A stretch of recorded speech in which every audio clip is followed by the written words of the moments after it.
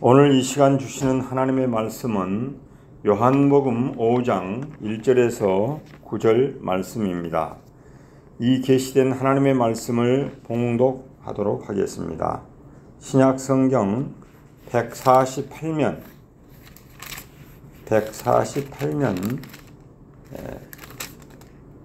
나와 있습니다. 그 후에 6월 유대인의 명절이 되어 예수께서 예루살렘에 올라가시니라.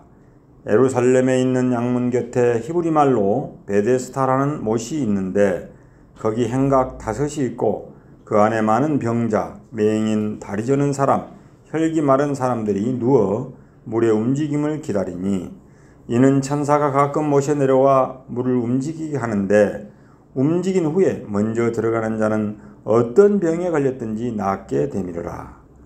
이에 38배 된 병자가 있더라. 예수께서 그 누운 것을 보시고 병이 벌써 오래된 줄 아시고 이르시되 내가 낫고자 하느냐? 병자가 대답하되 주여 물이 움직일 때 나를 못에 넣어주는 사람이 없어 내가 가는 동안에 다른 사람이 먼저 내려가나이다. 예수께서 이르시되 일어나 내 자리를 들고 걸어가라 하시니 그 사람이 곧 일어나 자리를 들고 걸어가니라. 아멘.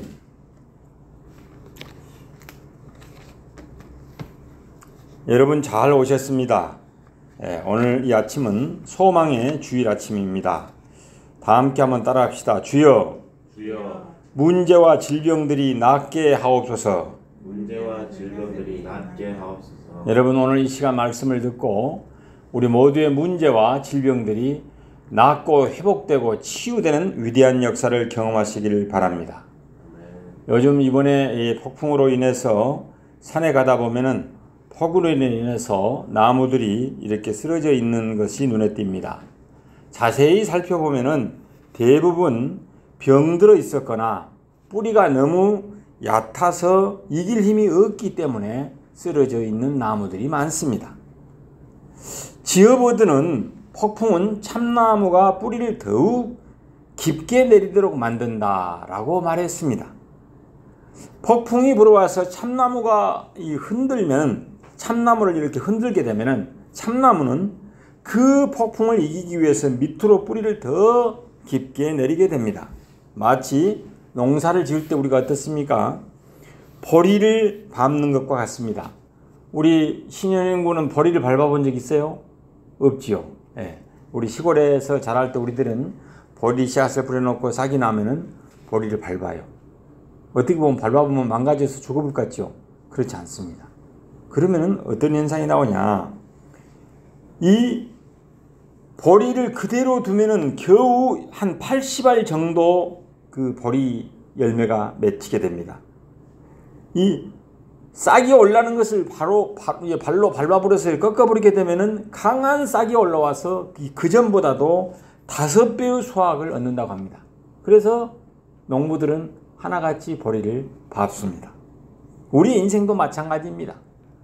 시험과 환란이 폭풍처럼 밀려와서 우리를 흔들 때 우리 모두는 결코 낙심하지 맙시다.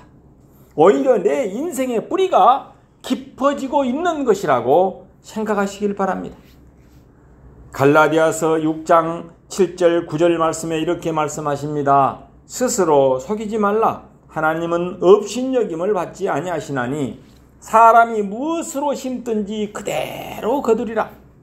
자기의 육체를 위하여 심는 자는 육체로부터 썩을 것을 거두고 성령을 위하여 심는 자는 성령으로부터 영생을 거두리라. 우리가 선을 행하되 낙심하지 말지니 포기하지 아니하면 때가 이름에 거두리라. 다 함께 따라합시다. 포기하지 아니하면 때가 이르면 거두리라. 아멘.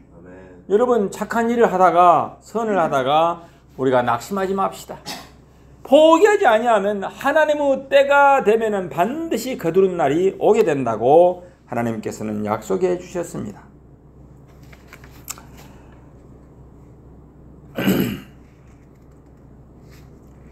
오늘 예배에 참여한 여러분, 예수님을 주인으로 모시고 구세주로 왕으로 영접하고 인생을 우리가 다시 시작한다면 인생의 새로운 전환기를 맞이하게 될 것입니다. 왜 그러냐? 우리 예수님은 길이요 진리요 생명이요 소망이시고 메시아이시기 때문에 그렇습니다. 오늘 읽은 본문 말씀을 배경으로 한번 살펴보도록 하겠습니다. 유대인 명절이 되어서 예수님께서 예루살렘에 올라가셨습니다. 예루살렘에 있는 양문 곁에는 히브리 말로 베데스다라는 못이 있었습니다. 이 베데스다라는 말은 자비의 집 또는 은혜의 집이라는 그런 뜻입니다. 즉 자비를 베푸는 집, 자비를 베푸는 그런 연못이 있었다는 것입니다. 거기에 행각 5이 있고 많은 병자들이 누워서 물이 움직이기를 기다렸습니다. 많은 병자는 어떤 사람입니까? 맹인, 다리 저는 사람, 혈기 마른 사람 등등등 많은 사람들이 물이 움직인 것을 기다렸습니다. 왜 그러냐면 전설에 의하면 천사가 가끔 못에 내려와서 물을 움직이게 하는데 물을 움직인 후에 먼저 들어간 사람은 어떤 병에 걸렸든지 다 낫는다는 그런 전설이 있었고 또 낫게 되었습니다. 그래서 많은 사람들, 병자들은 모여들었던 것입니다. 그런데 거기에 38년 동안 병들어 있는 사람이 있었습니다. 여호와 라파 되시는 우리 예수님께서는 그 누운 것을 보시고 벌써 병이 오래된 줄 아시고 그 병자에게 물었습니다.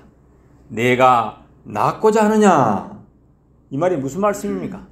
내가 건강하게 되기를 원하느냐? 라고 묻는 질문인 것입니다. 그러니까 뭐라고 병자가 대답합니까? 병자가 5장 7절 말씀 한번 읽겠습니다. 5장 7절 시작. 병자가 대답하되 주여 물이 움직일 때 나를 못에 넣어주는 사람이 없어.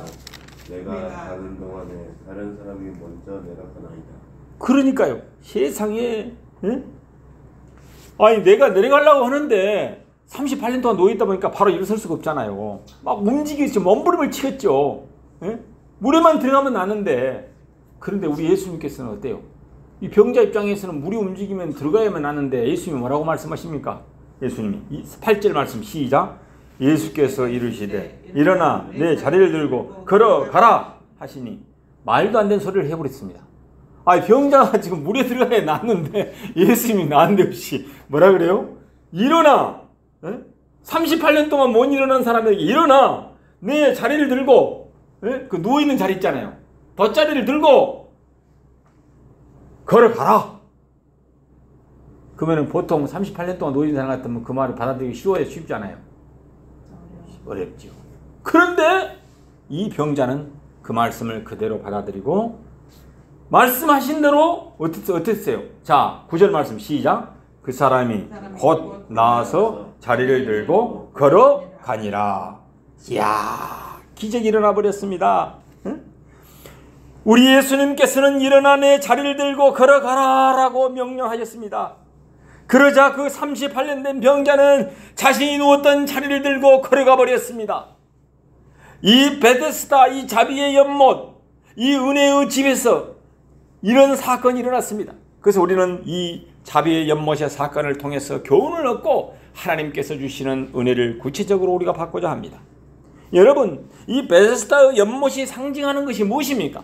이것은 바로 우주 만물을 창조하시고 말씀이 육신이 되신 예수 그리스도의 보혈의 못에 우리 자신을 시세함을 말씀하고 있습니다.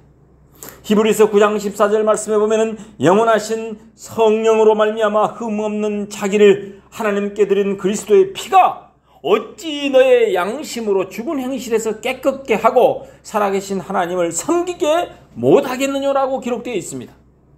우리의 모든 죄는 오늘 이 베데스다 연못물과 같이 예수 그리스도의 보혈로 목욕하고 우리가 씻을 때 정결함을 받을 수 있는 것입니다.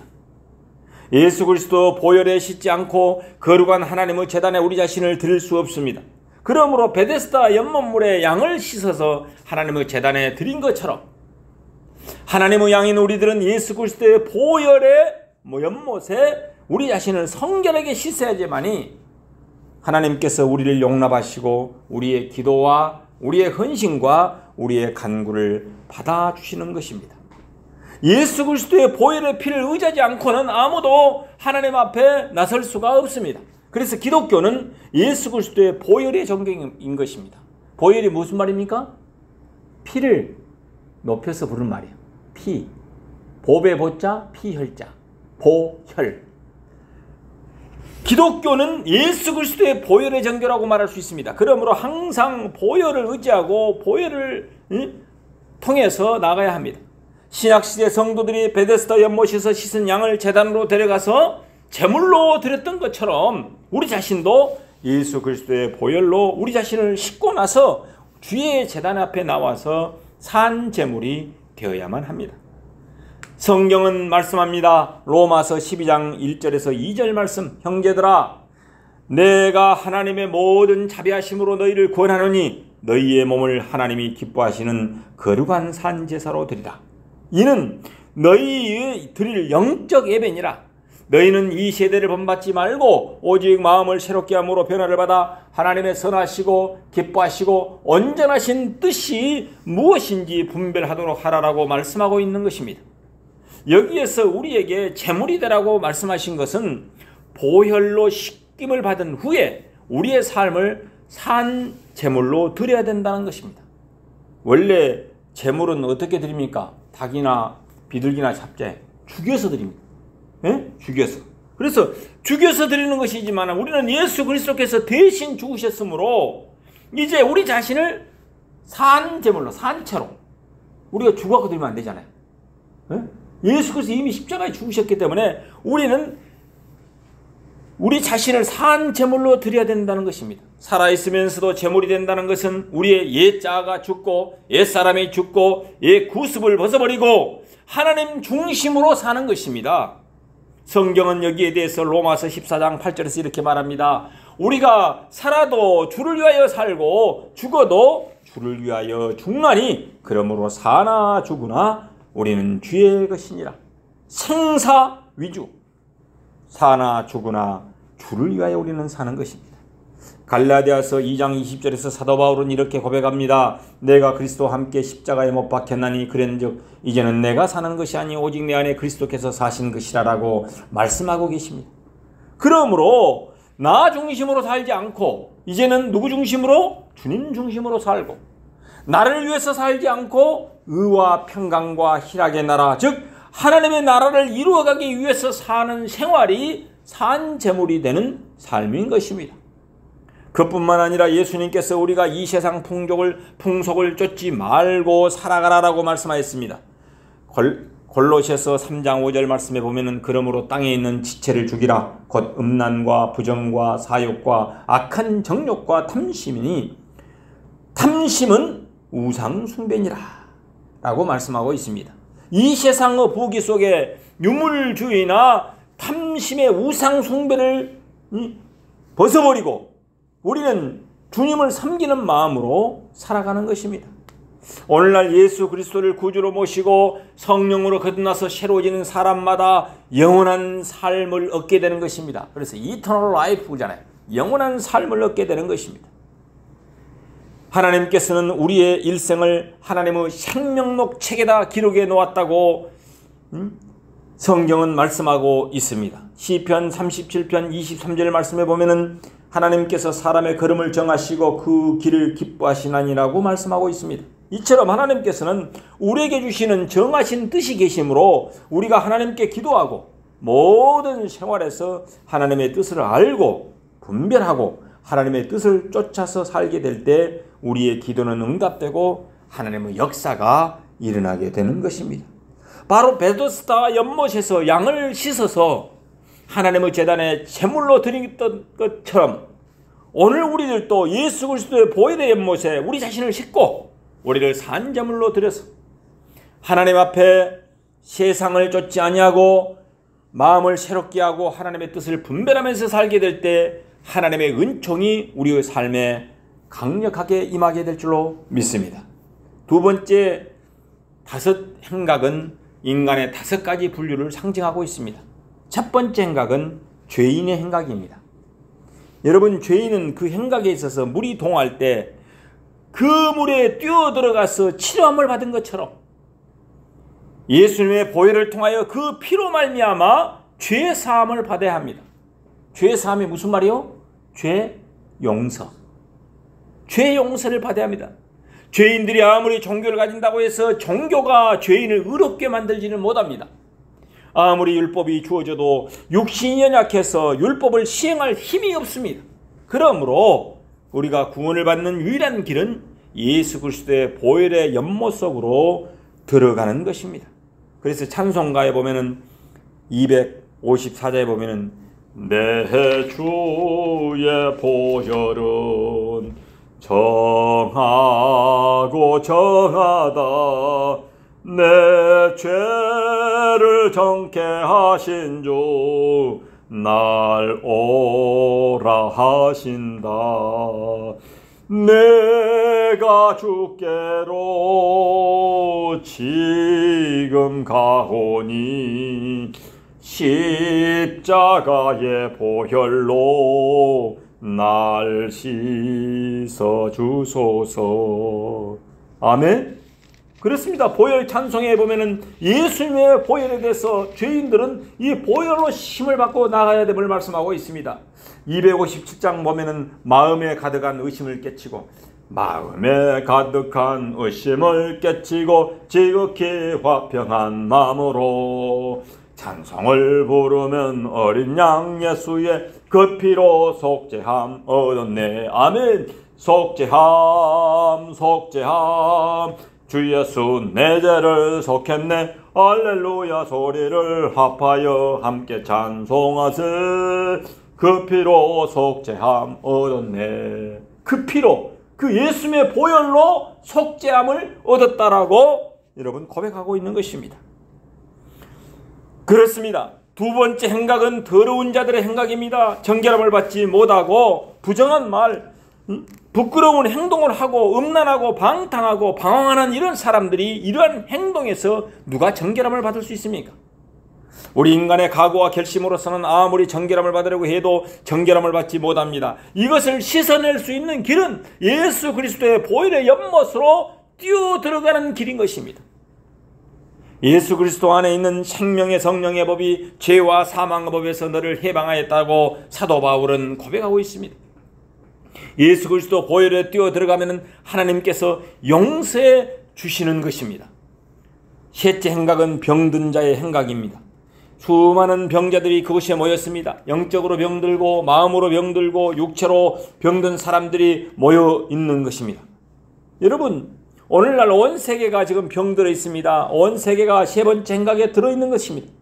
우리는 근본적으로 예수 그리스도를 만나고 그리스도를 통해서 얻은 마음의 치료가 있어야지만이 육신도 치료받고 영의 질병도 치료받을 수 있는 것입니다.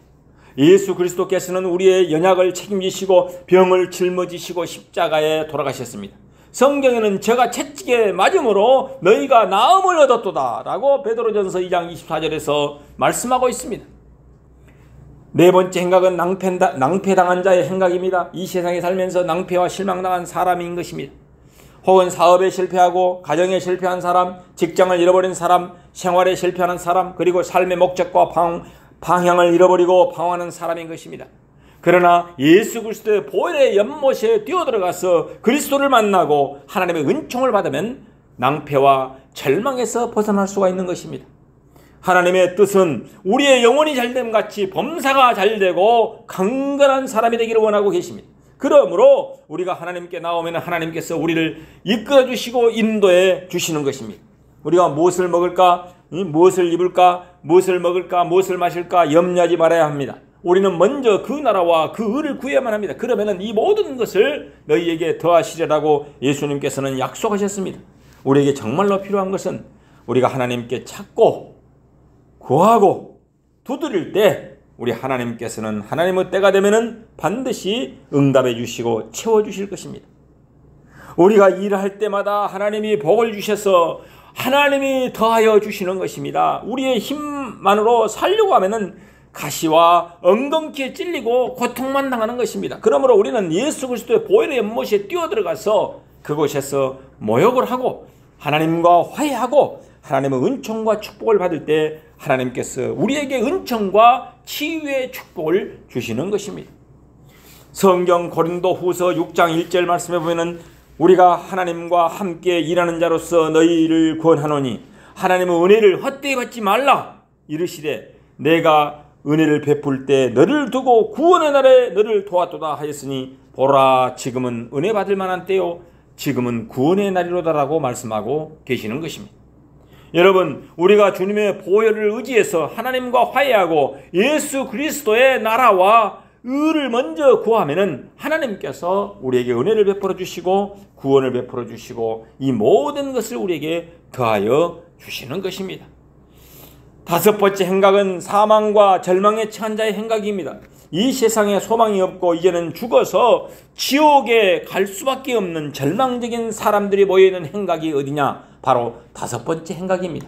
그러나 이 사망에 처한 사람들이 예수 그리스도의 보혈의 연못에 뛰어들어가서 보혈로 씻으면은 영생이 주어지게 되는 것입니다. 예수님께서는 요한복음 14장 7절에서 이렇게 말합니다. 내가 곧 길이요 진리요 생명이니 나로 말미암지 않고는 아버지께로 올 자가 없느니라라고 말씀하고 계십니다. 우리 예수님께서는 하늘에 우리가 영원히 있을 곳을 예비해 놓으시고 그 보혈을 통해서 그곳에 우리가 거할 수 있는 축복을 주시는 것입니다. 또한 우리 예수님께서는 너희는 마음에 의심하지 말라. 하나님을 믿으니 곧 또 나를 믿으라. 내 아버지 집에 거할 곳이 많도다. 그렇지 않으면 너희에게 일렀으리라. 내가 너희를 위하여 처소를 예비하러 가노니 가서 너희를 위하여 처소를 예비하면 다시 와서 너희를 내게로 영접하여 나 있는 곳에 너희도 있게 하리라라고 말씀하였습니다.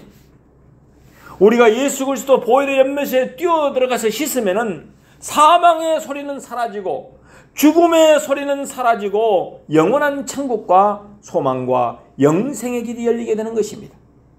우리가 하나님의 말씀을 들을 때 성령께서 우리의 마음을 감동시켜서 베데스다 연못물이 움직이듯이 우리의 영혼이 움직이게 되는 것입니다. 이럴 때 하나님께서 믿음을 주시고 그 믿음을 가지고 뛰어들어가면은 죄인도 용서받고 더러운 자도 거룩함을 입고 병든 사람은 치료함을 받고 낭패한 사람들은 은총을 입고 사망과 절망에 처한 사람들은 영생과 하나님의 영광의 복을 얻게 되는 것입니다. 또한 예수님을 믿는다는 것은 무엇입니까? 하나님을 믿는다는 것은 바로 예수 그리스도를 믿는 것입니다. 그 보혈의 연못에 뛰어들어가서 피로 씻고 말씀과 성령으로 감동해서 예수님을 믿을 때 하나님의 기적이 우리 가운데 임하게 될 것입니다. 하나님께서 사랑하는 여러분, 이 행각 다섯의 인생 실패자들이 물의 움직임을 기다릴 때 거기에 말씀으로 우주 만물을 창조하시고 여호와 라파 되신 예수님께서 찾아오셔서 38년 된 병자를 어때요?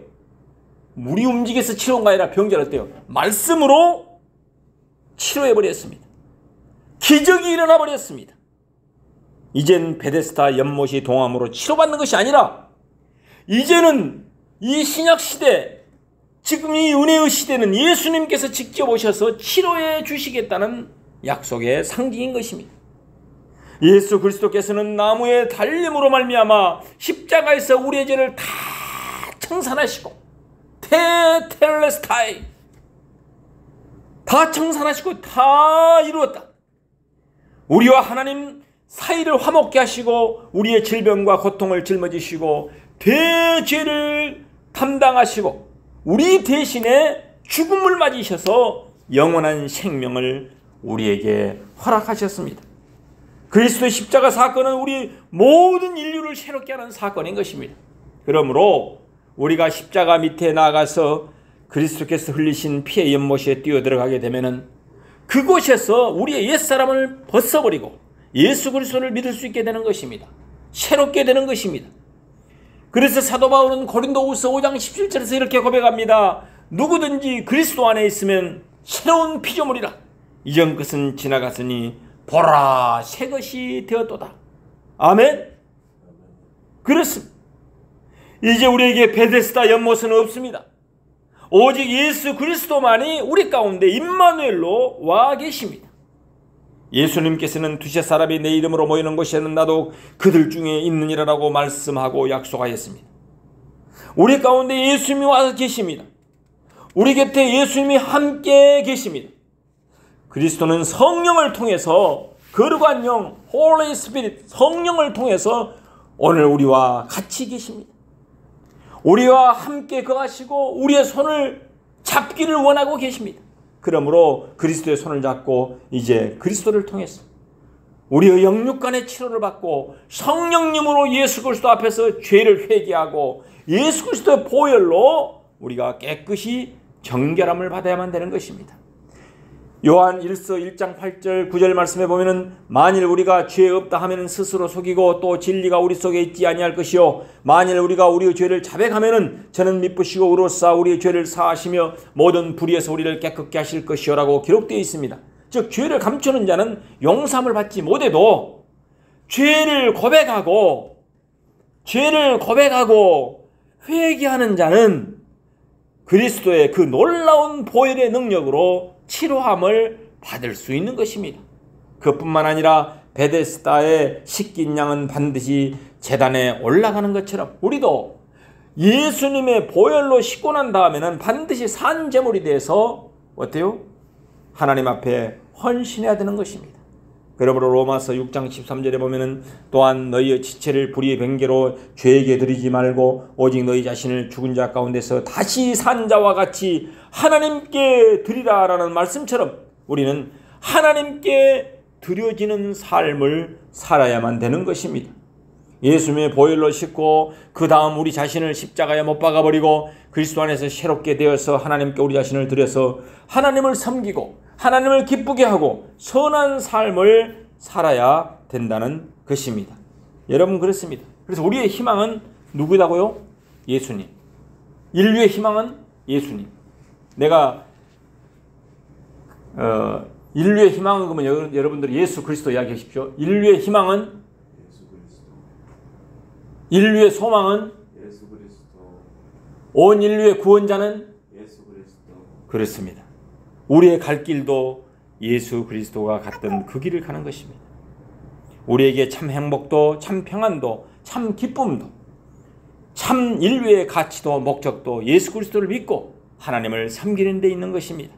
이 세상과 세상 것은 순간에 사라져버리고 마는 것입니다. 우리의 모든 인생은 풀과 같고 그 영혼은 풀의 꽃과 같아서 풀은 시들고 꽃은 떨어지지만은 여호와의 말씀 하나님의 말씀은 영원합니다.